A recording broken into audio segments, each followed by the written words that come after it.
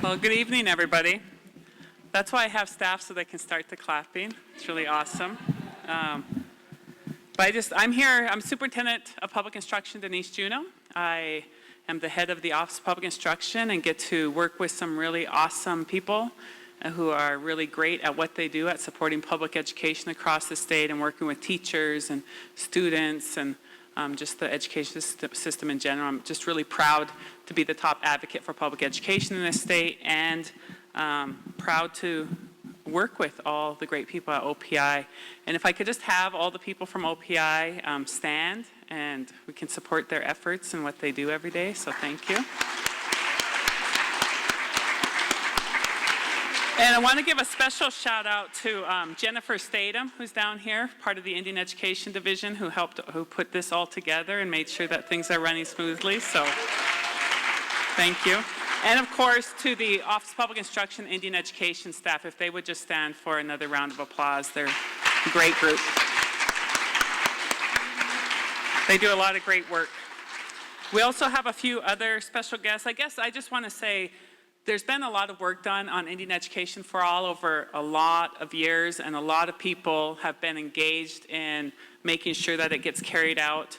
And I often talk about how my election, being the first American Indian woman elected to a statewide position anywhere in the country really, and how that speaks volumes for Montana, but how there was so much work done before that with American Indians running for office, with American Indians working on making sure that the curriculum in our schools have accurate and authentic and valid and truthful information that are being passed on to the students, and how when those students are graduating from high school and they have that understanding of a really accurate history, but also that Indians are still alive today, that there are contemporary lives, that we still have a culture that's practiced, and that you're going to see on display this evening, that those students are going to be really phenomenal state, tribal, and national leaders. And I just think it speaks volumes for what our state's accomplished, and you're going to see a culmination of that today.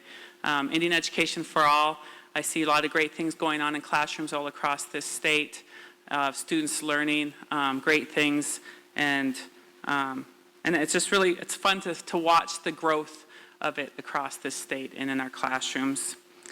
We do have a few special guests today. Members of the Board of Public Education are in the room, Montana University System representatives, the Governor's Office is represented, the Helena School District. We have Anna Baldwin, the 2014 Montana Teacher of the Year, sitting right over here. She does a great job of implementing Indian Education for All in her classroom as well. And so I just really want to give a shout out to all of you, to the people who helped organize this and make sure and give you a warm welcome to the show tonight. And so thank you for being here, and thank you to the OPI staff again for organizing this.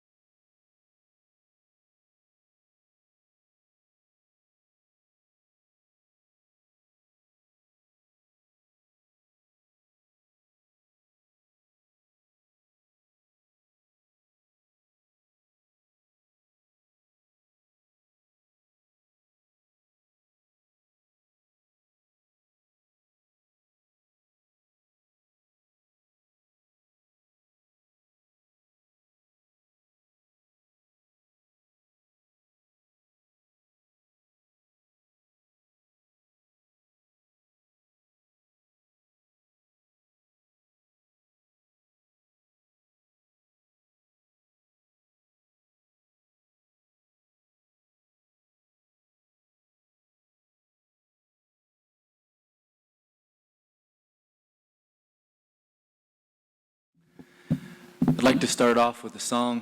I was asked specifically to share a song, and I'd like to share a song that in a lot of ways began my voyage with this particular story that I'm going to share with you this evening. And this is a song that I use to honor the people and the intentions that were involved with the accidental disturbance and reburial of a young boy who died tragically over 12,600 years ago. So this song is to honor those of us who have come here tonight with a good heart, intending on enriching our lives and for our children. So I'd ask you to stand for this particular honor song. Thank you.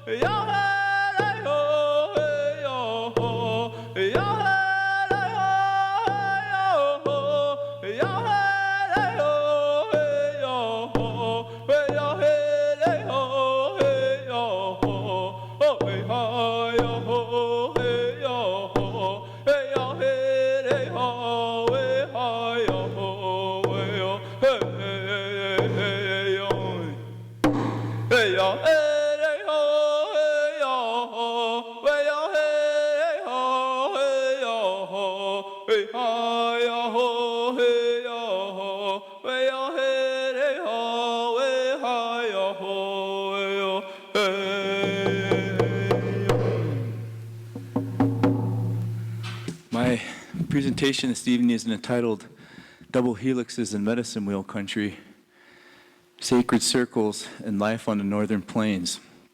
I have two images up there that represent both of those things that I just mentioned. The image to the left is the Bighorn Medicine Wheel, and of course the double helix on the right, and how those two images came together here in Montana over this past year to create a new reality, a new way of understanding and looking at the world for those of us who have been involved with this research and how to move forward. And these things inform each other, the double helix and the medicine wheel, the culture of these two things inform each other to allow us to give us an opportunity to figure out how to move forward with this kind of research in this particular country with this culture, the medicine wheel culture. I'd like for you to plant a thought in your mind as I speak over the next few minutes. Culture is a gamble with nature. And we're going to revisit this at the end of my talk, but I'd like you to keep this in mind. Not just American Indian culture, but every culture ends up being a gamble with nature. And what does that really mean? Just some food for thought. Again, something to keep in mind as we travel through this information over the next few minutes. This is a picture of me and my daughter, Ruby, and we're situated in front of an older photograph of my great-great-grandparents and their children. And this is the reason why I was brought into this particular study.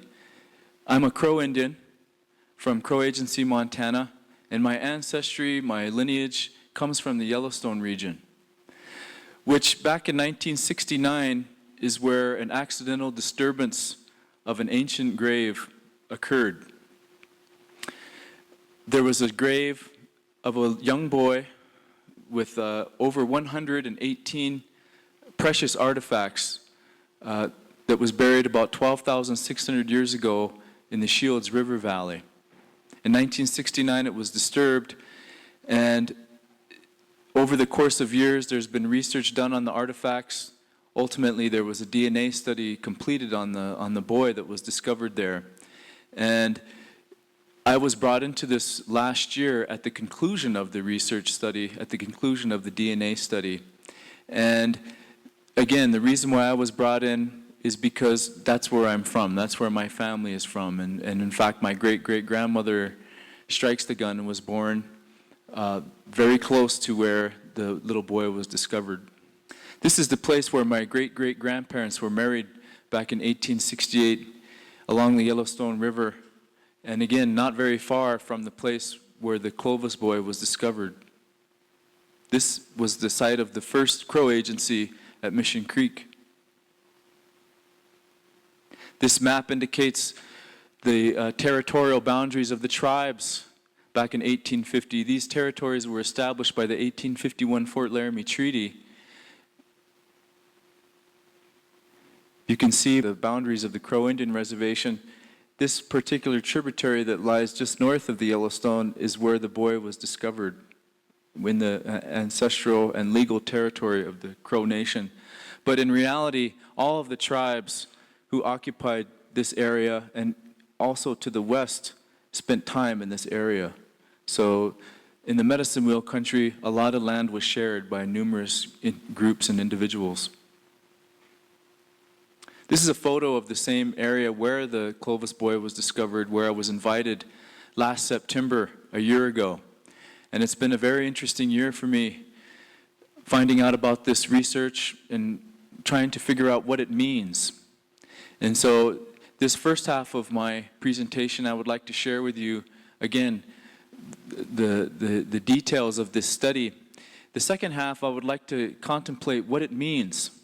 What does it mean to us as Indian people? What does it mean to us in the state of Montana? How do we take this information and move forward with it to the betterment of our communities? Last September, I was invited by an archaeologist named Larry Laren, who's pictured in this photo. I was invited there to the site where the Clovis boy was discovered with his artifacts to meet a scientist from Denmark. I was given very little information on what the meeting was about or what the scientists had in store for me. And so everything was quite a shock and surprise for me when I learned that a DNA study had been completed and that a full nuclear genome had been taken from the boy. And I was asked to comment at the time. I was asked to respond and reply to what I thought of this research. And the magnitude of the research was so great, the implications were so large and far-reaching that it was very difficult for me to sum up my thoughts. But emotionally, I did have a urge, a desire that I wanted to share with the researchers, and that was I wished that they would put the little boy back where his parents had left him and respect the family and the ancestors and the descendants of this young man.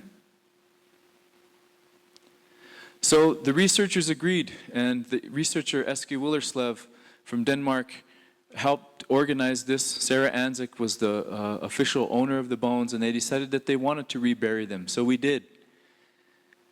We reburied the remains of the little boy this past June 28th, and this is a photo of that reburial at the site near Wilsall, Montana. It was a cloudy, stormy morning, and it rained on us throughout the ceremony. There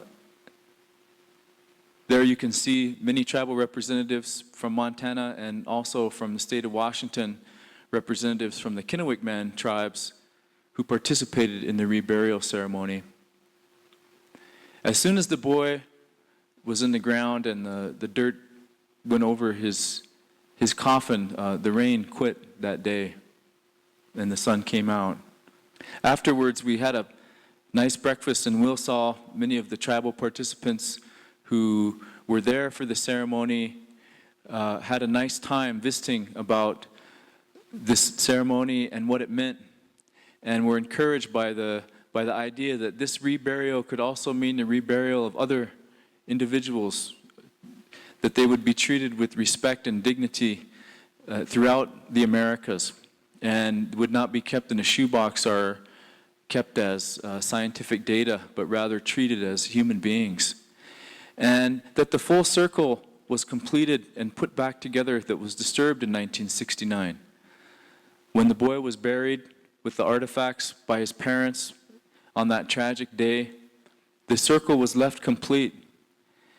It was disturbed and interrupted when the grave was interrupted in 1969, but in this reburial in this past June, we felt like we were able to repair that particular circle of life and death for this people and for ourselves. So what does the research mean? What did it tell us?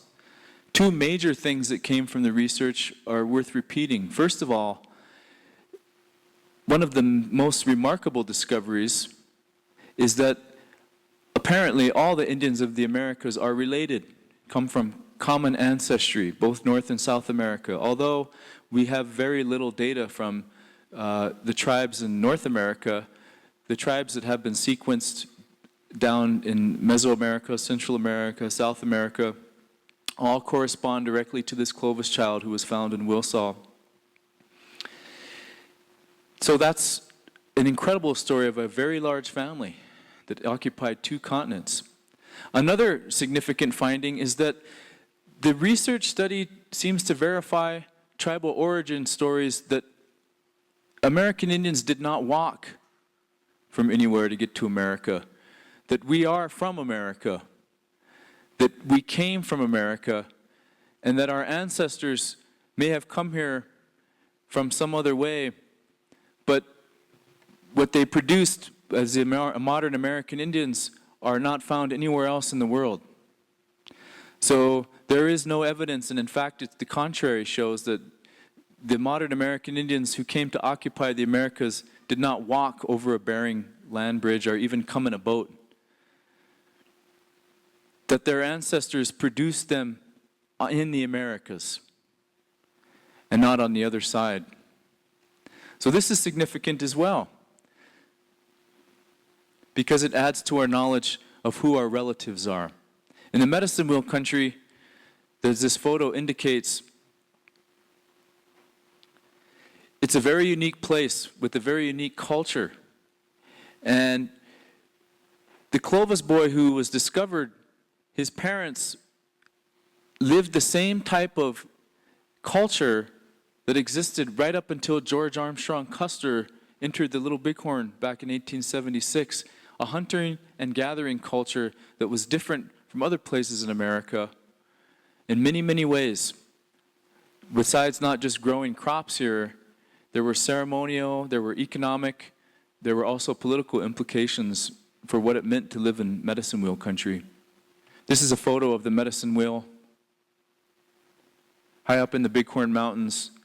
The wheel was used as a guide not just during the day, but during the night for stars, solstices, moon rises, star rises. The Medicine Wheel was an all-purpose tool, scientific, psychological, emotional.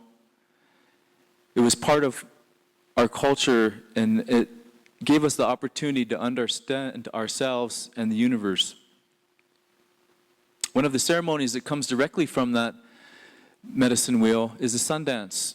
This ceremony is not found in California or Minnesota. It's not found in New York or New Mexico. It's found in the Northern Plains, and it comes from this same culture. This man was a participant of this particular ceremony, and he was a product of the Medicine Wheel country. He was an individual that a lot of people would like to assume that they knew very well, but like many Northern Plains people, it might surprise us to understand what really drove them, what were their motives, and what were their ways of thinking. And how would this man have perceived the research that is happening today?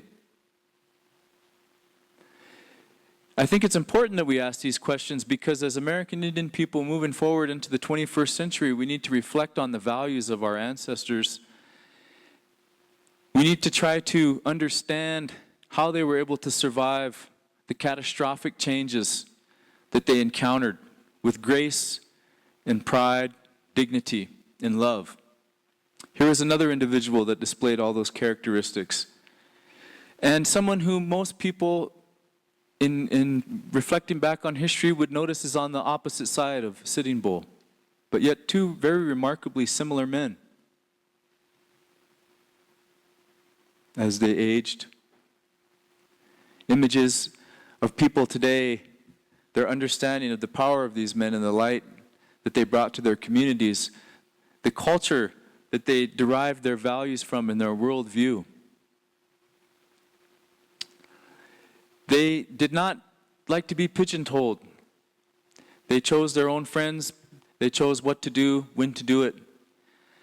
And they lived their own lives very independently. Here's Sitting Bull with Buffalo Bill on his trip to Europe, meeting kings and queens.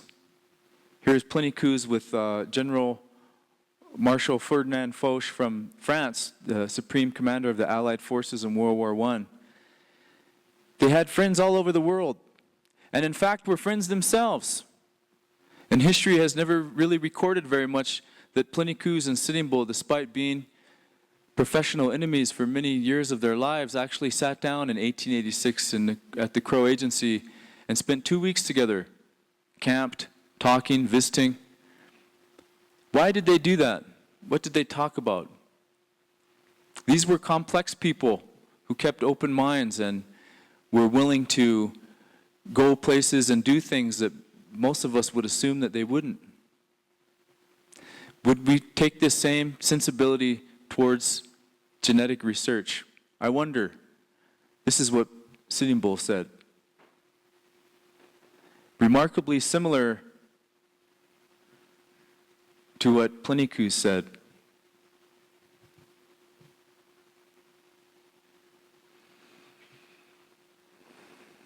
These were people who looked to education, who looked to the future as an opportunity to increase their knowledge, to increase their power, to increase their circle. This is a picture of the Crazy Mountains, Awakawa Pia, known to the Crow people, the Apsalogat people.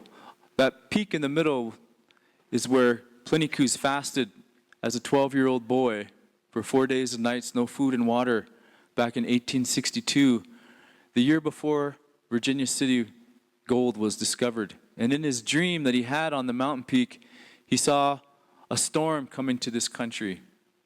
And that if he were to survive the storm, and if his people were to survive the storm, that they must be like the chickadee and listen, place themselves in the eye of the storm. He climbed up here onto this mountain as a young man to seek vision, to seek knowledge, intrepid and fearless in his approach, like so many people had shown him before that.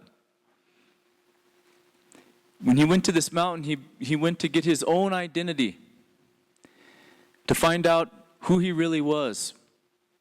Because in Indian country, we find out who we are by knowing who we're related to, how we're related to them, and what that means to us in our lives. And in so many ways, that's what DNA research is trying to do. It's trying to tell us who we're related to. And what does that mean to history? For American Indians, we've never had a problem with our identity. We've never needed someone to tell us who we are or where we came from. We already feel confident with those things.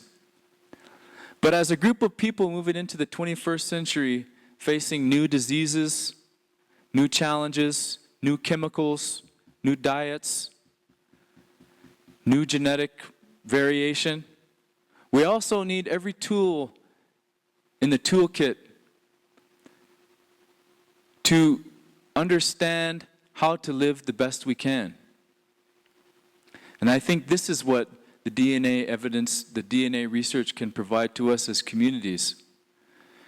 We're not looking for it to verify or validate our origin stories or tell us stuff that we already know. What in fact we're looking for is ways to live a healthier life, just as these individuals have in the past. So regardless of what the researchers think or want from this, tribal communities will take their own look at it, and we'll do what we can and what we should with the tools that we have available. Come full circle now to this point. Culture is a gamble with nature. The people of the Medicine Wheel country were a remarkable group of folks for many, many reasons. But I think, to me, two of the keys that make us who we are described in the Star-Spangled Banner. The land of the free and the home of the brave. They were talking about Montana. They were talking about the Northern Plains. And I want to leave you with that concept, with that notion. And I want to share with you the accomplishments, the worldview of these remarkable individuals and the culture that produced them. And I want to encourage you to pay attention to the people of the Northern Plains as we go about into the 21st century. We have a lot to offer. And I think we're going to get there. Thank you very much.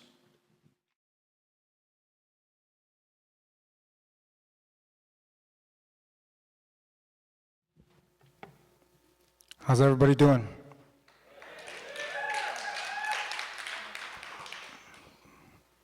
Play a song for you guys real quick.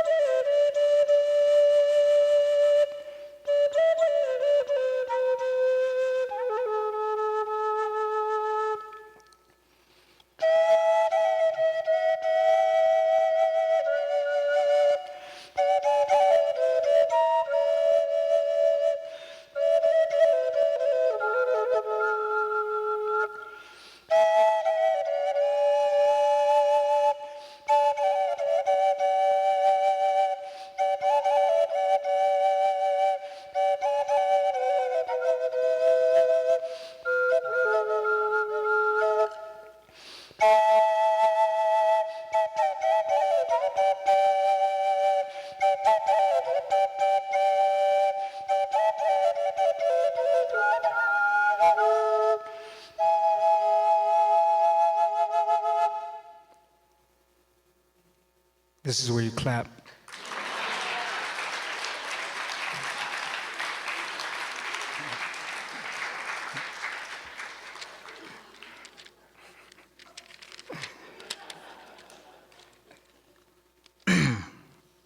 Try these out.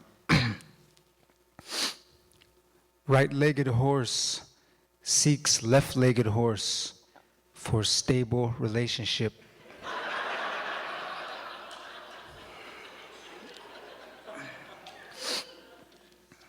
You know, I'm real happy to be here.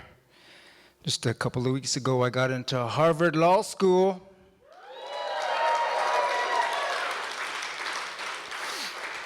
Yeah, the door was open. I walked right in. Hey, I made it in. If I can do it, you know, anybody can. To make a long story short, I cut the book in half. Not that one. The other day, I saw a dragon trying to blow his birthday candles out. He was pretty mad. You know, when it's snowing, it's easy to find Will Smith. You just follow the Fresh Prince.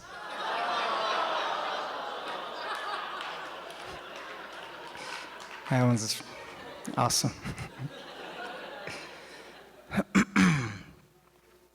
Is everybody happy? All right. When it comes to fry bread, my wife, she's like a bum. She needs the dough.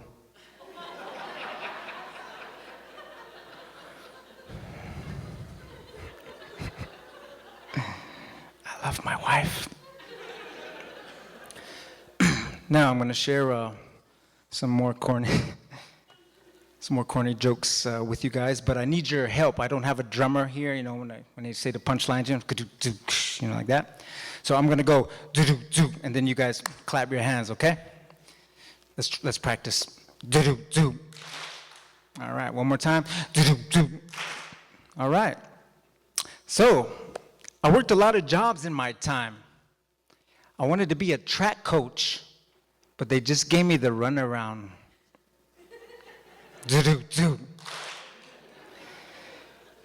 I also wanted to be a plumber, so I worked as a plumber for a while, and it wasn't all cracked up to the way it's supposed to be.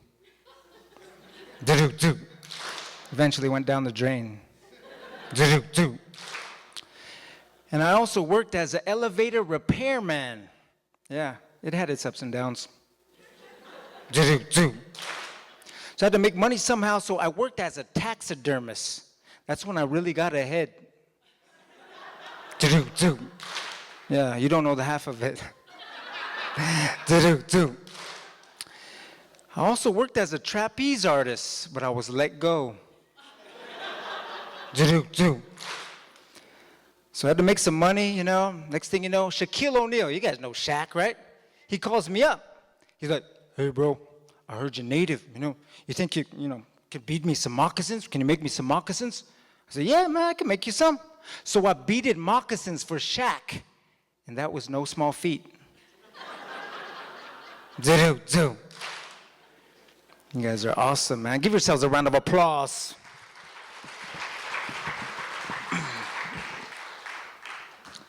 So, Shodaji, Balaja, Agema, Chalahuk, Biashichidik, Barbichistik. My name is Christian Parrish, Takes the Gun, aka Superman. I'm a hip hop artist, believe it or not. I'm a fancy dancer. I'm a husband. I'm a father. I have 3 beautiful kids and 2 ugly ones.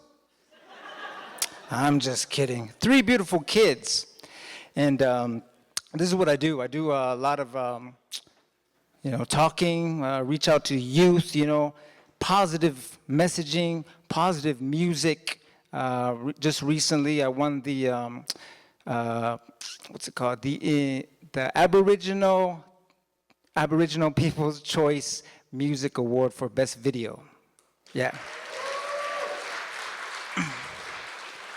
You guys are waiting for a punchline, huh? No, I really did. I really did. It's the truth. Yeah. And I also won the Native American Music Award and also the North American Indigenous Image Award for Best Hip Hop. So I've been doing music for a long time, and just kind of, we walk in these 2 worlds, as where I'm from, the Crow Reservation of Salaga Nation, walk in these 2 worlds. We have the native culture, as Shane was, saying all the good knowledge that he has, so we walk in these 2 worlds, as Native Americans and, the modern day society. And so that's what I try to do when I'm speaking. And when I'm reaching out, traveling, going to schools or whatever, try to reach out and, represent in a good way. And to the non-natives, who are listening, try to educate them a little bit, show them that, hey, we're natives, we're still here. We were here before, the non-natives came, and we're still here. And, we're in this modern day world. We're doctors, we're lawyers, we're basketball players, we're rappers. And express that to them, educate them there, and, break those stereotypes, that Hollywood, has put on in our minds, even in our own minds of who we are, as Native Americans, or who they are, living amongst here in Montana. And so try to, relay those messages to them and represent in a good way. I'm drug and alcohol free, never drank alcohol ever in my life, so I relay those messages. Thank you. And relay those messages and try to empower them at the same time, to the native youth, who are listening, try to represent them in a good way, let them know, we're, you can be a role model, you can live a drug and alcohol-free life, you can be a Shoni Shim or a Billy Mills, a Denise Juno, a Superman. You can do these things, and the sky's not the limit, because that's you can go beyond, you can go to outer space. So you let them know, and empower them in a good way with words, and representing and just leading by example of what I do with hip hop, and as well as my culture here. As you see, I'm standing here before you. This is the men's fancy dance style of dancing. This is not where I'm from, Crow country, Apsáalooke country. This is not Apsáalooke dancing. This is a contemporary adopted style that was started over there in Oklahoma, back in, I believe it was the 30s, the Buffalo Bill, Wild West shows. And so as you can see, the different things change, in modern day society, powwow culture, we see even other tribes and we like their styles and we adopt that and kind of make it our own. So you see my beadwork, is crow beadwork. So you see the style of dance. You can't say, oh, there's a crow right there. I can tell that's a fancy dancer, that's crow. No, you can't say that because this is an adopted style, contemporary style of dance. But if you look at the beadwork, you can say, oh, those are crow colors, that's Apsáalooke beadwork right there. He must be, Apsáalooke. So that kind of shows how we evolve, as Native Americans in Montana. That was way in Oklahoma. Now you can catch fancy dancers all over, the United States, even in Canada, dancing this style of dance. And so we try walking these two worlds and doing hip hop music and things like that. I try to express that and show that, use those tools of culture, of Native culture and of hip hop culture to reach them with these good messages. And they're more open to like, hey, I like this guy's a rapper, wow, let me listen to this because, I love hip hop music, all right? So they'll listen and we're able to deliver these messages in a good way and grab their attention. And it's a great tool. So I want to make sure everybody's paying attention before I do some music for you guys. So, dun, dun, dun, dun, dun. All right. If you're happy and you know it, clap your hands. Lions and tigers and bears. Yeah, old school, what's up? Nationwide is. Hey, you guys watch too much TV like me. Hey, how about this one there? Red Robin. Hey, yeah, all right, there we go. Got a couple. All right, so I'm gonna go ahead and try some music for you guys. Are you guys happy? All right. And also, one thing I do with a lot of the youth is try to empower them, with the message of you have power in your words. You're using the power that the Creator has given us, of language, of speaking, against bullying. What we say, has the power. There's life and death is in our words, what we say. So I want you to turn to your neighbor, shake their hand, and say, I'm glad you're here. All right. Turn to your other neighbor, give him a high five and say, I'm glad you're alive. Yes. Now, I was talking about power, about using this gift of power. They say, sticks and stones may break my bones, but words will never hurt me. What a lie, right? What a lie. We have power in our words. And so we have the power to uplift one another. So I want you to look at your neighbor. Everybody kind of like find a partner. Maybe it's behind you or beside you or whatever. Find a partner. And I want you to look in their eyes for the next 10 seconds without looking away. Okay? You can blink, but don't look away for 10 seconds. Ready? Let's go. 1, 2, 3, 4, 5, 6, 7, 8, 9, 10. Breathe. Why were you holding your breath? I don't know why. All right. How many of you thought that was pretty awkward? That was kind of awkward, right? Yeah, it was. Okay. Now this time, I want you to look at your partner again, but I want you to use your power, the power of words. I want you to look at your partner and I want you to say compliments about that person for only 10 seconds of your life. Good things. Ready, set, go. 1, 2, 3, 4, 5, 6, 7, 8, 9, 9.5, 9 3/4, 10. All right. Give yourselves a round of applause. Yeah. Now, when you did that, how many of you smiled? Yeah, all right. And how many of you laughed? All right, okay, all right. How many of you felt good when they said those things about you? Yeah. How many of you felt good to say those things about that person, right? All right. Somebody say power. Power. That's an example of the power that you possess to bring life, to bring joy, to bring happiness to that person. And that was just 10 seconds of your life. You used that power and everybody smiled, everybody laughed. So that's awesome. Continue to do so. So now I'm going to share some music with you guys real quick.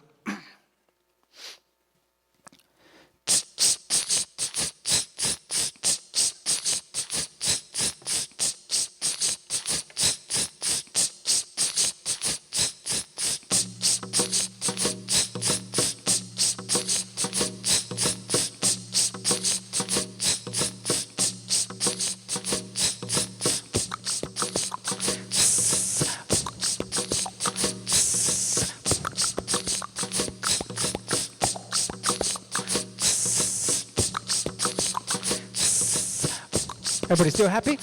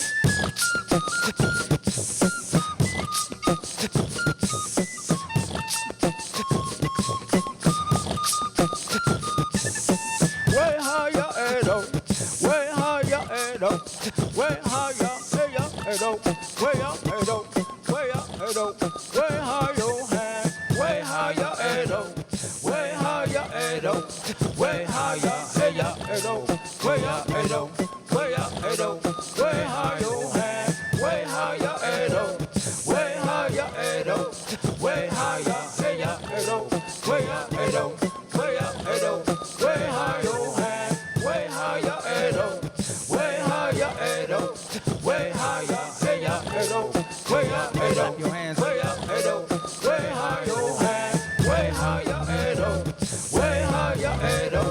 way higher, hey up, hey low, way up, hey low, way up, hey low, way higher, way higher, hey low, way higher, hey low, way higher, hey up, hey low, way up, hey low, way up, hey low, way higher, way higher, hey up, hey low, way up, hey low, way up, way higher, hey low, way higher, hey low, way higher, hey up, hey low, way up, hey low, way up, hey low, way higher. I pray for the ones listening right now, struggling, feel like giving it right now. I pray for you. I pray that you come back home. Pray that you understand that you're never alone. I pray for the single mothers and the deadbeat dads. Drop the kids off, go party gets me mad. So I pray for peace and pray for change and keep on praying when everything stays the same. And I pray for the pastors and all of the churches and those who cry like Psalm following hearses. I pray for you. Pray for the sick and the poor. Pray for the rich man who don't give to the Lord. And I pray for wisdom and I pray for power. And I pray we'll be ready in that final hour. And I pray for those who keep judging ministry. And I pray for my friends and my enemies. Come on. Way higher, hey, oh. Way higher, hey, come on. Everybody clap your hands. Way higher, hey,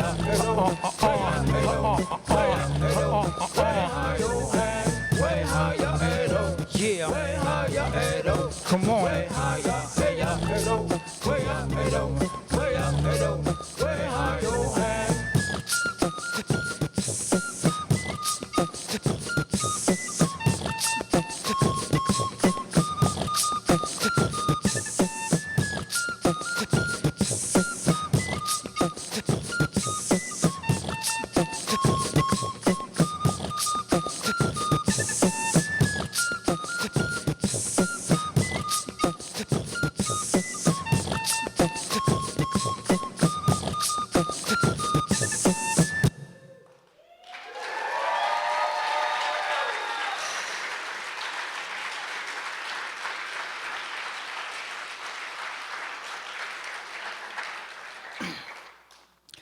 Look at your neighbor and say, that was all right.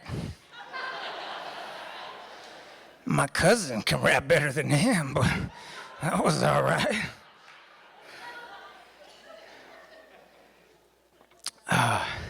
Dun, dun, dun, dun, dun. If you're happy and you know it, clap your hands. All right. Go ahead and share one more with you guys real quick. Oh, I got some free stuff to give away. Who wants a free CD? I'll give it to somebody who wants it. Here it is. Here it is. Somebody who wants it. When you want something, here we go. Here you go, little guy. Yeah, here you go. Yeah, you came up. Give him a round of applause. All right. Here's, we have a shirt. It's a girl's shirt. I'll give it to the loudest girl in here on a count of three. On a count of three. 1, 2, 2.5. Hey, 3.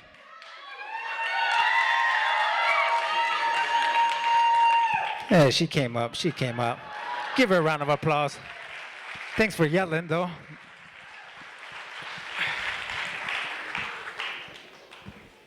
Okay, one last acapella, and we're done. It goes like this. The second part of the prayer loop song there. That video is online. YouTube has like almost 500,000 views now, which is awesome. It's great. Yeah, it's great. Second part goes like this. I pray for the chairman and tribal officials. I pray for Black Whistle and those who have missiles. I pray for young leaders to be raised up and old leaders who gave up. I pray that they wouldn't stay stuck. I pray for skateboarders grinding on concrete and all the MCs who be rhyming on bomb beats.